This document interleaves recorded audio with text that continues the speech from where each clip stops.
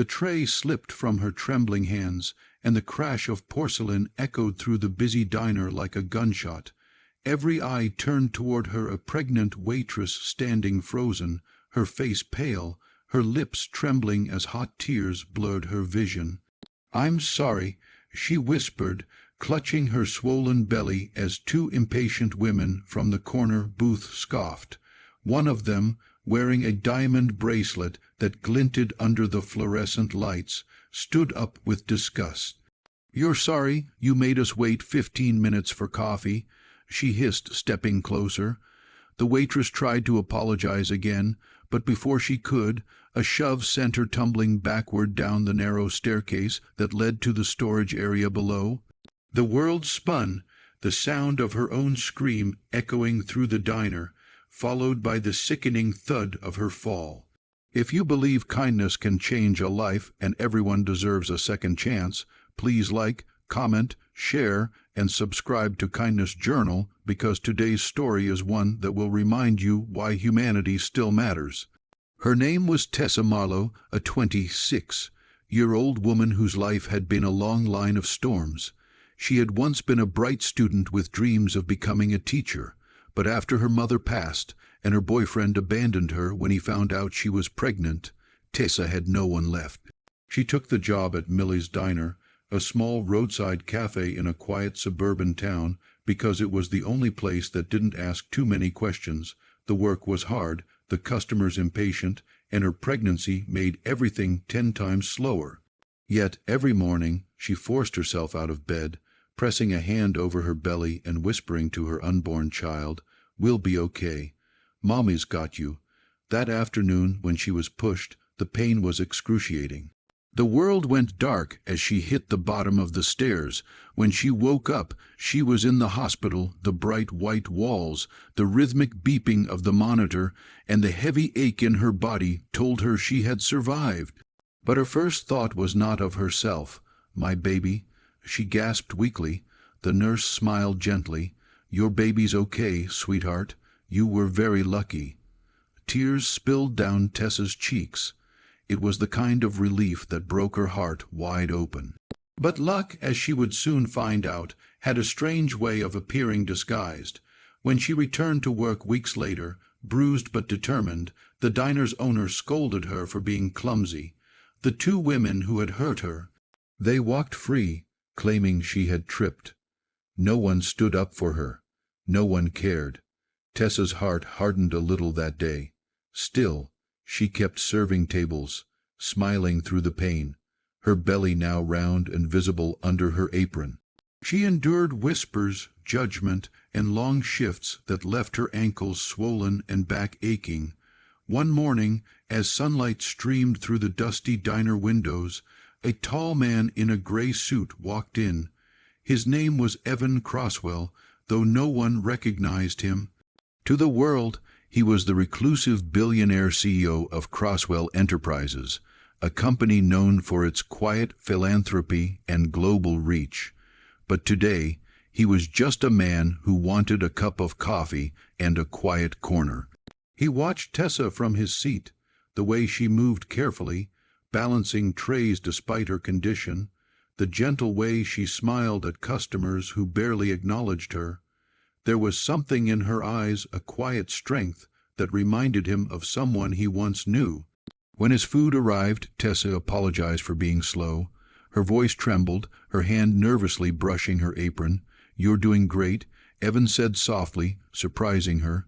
She smiled, a small, tired smile that carried years of pain behind it.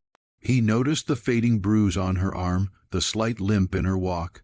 Something inside him stirred. Later that day, a storm rolled in, and the diner emptied except for Evan, who lingered as if waiting for something. When Tessa tried to mop the floor, she suddenly winced and clutched her belly. Evan rushed to her side just as she staggered. "Are you okay?" he asked, steadying her. She nodded weakly, whispering, "I just need a minute." He saw her exhaustion not just from the day, but from life itself. Without asking too much, he insisted on driving her home when her shift ended. Tessa's apartment was small, damp, and barely furnished. The lights flickered, and the baby clothes drying on a makeshift line swayed in the fan's weak breeze. She was embarrassed as she unlocked the door, mumbling an apology for the mess. Evan looked around quietly, his chest tightening. "You're doing your best," he said gently. She looked up, surprised. "Most people don't see that." He smiled faintly. "Most people don't look close enough." Days passed, and Evan returned to the diner more often, always sitting in the same booth, always asking for Tessa to serve him. He never revealed who he really was, and she never asked. She thought he was just another kind stranger in a world that had forgotten kindness. Over time, their small conversations became the softest part of her day. She told him about her baby. She wanted to name him Noah. He listened genuinely. Then one morning, the same two women who had pushed her weeks ago came back, dressed in designer coats, laughing loud. They didn't recognize Tessa at first. When they did, their smirks returned. "Oh, look who's still here," one sneered. "You didn't learn to move faster." The words stung, but before Tessa could respond, Evan's voice cut through the diner. "Excuse me, did you just insult her?" The women turned, startled. "Who are you?" one snapped. He stood, his tone calm but sharp as glass. "Someone who doesn't tolerate cruelty." He walked to the counter, paid his bill, and left, but not before giving Tessa a small, reassuring nod. The next day, Tessa was called into the owner's office. "You can go home." The owner said flatly, "Some big shot bought this diner overnight. Said he's changing management. I don't need you here anymore." Panic filled Tessa's chest. She walked out with tears in her eyes, wondering how she would survive now. But when she stepped outside, a black car waited by the curb. Evan stepped out, holding an envelope. "Tessa," he said softly, "I'm sorry you had to go through this." She frowned, confused. "What do you mean?" He handed her the envelope. Inside was a letter and a key. "You own the diner now," he said, "and this is your new home." She stared at him, speechless. "I don't understand." Her voice trembled. Evan smiled gently. "You didn't know who I was. That's what made you different. I'm Evan Croswell. I've built businesses my whole life, but I've never seen anyone work with more dignity than you. You reminded me of my mother. She was a waitress, too. People like you deserve the world to notice." Tessa broke down crying, her hands shaking. For the first time in years, someone had seen her, truly seen her. "I can't accept this," she whispered. "Yes, you can," he said, "because kindness deserves to be repaid." Weeks later, Millie's Diner reopened under a new name, Noah's Corner, in honor of her son.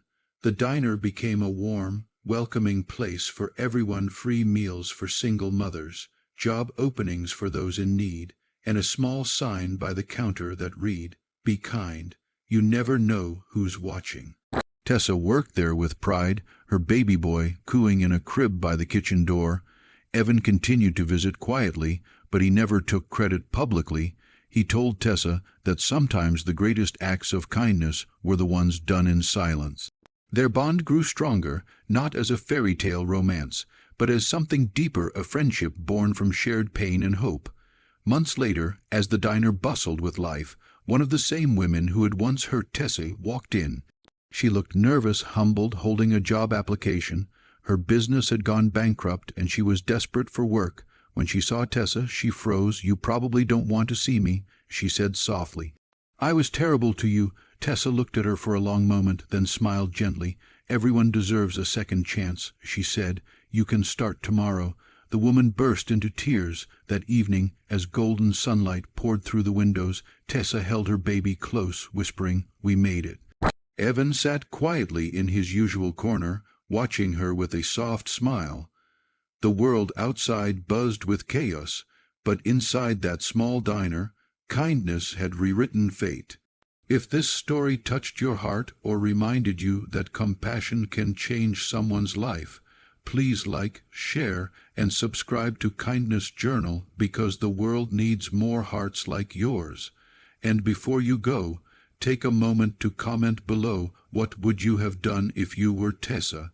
Sometimes your words can inspire someone else to choose kindness, because one act of kindness can turn pain into purpose,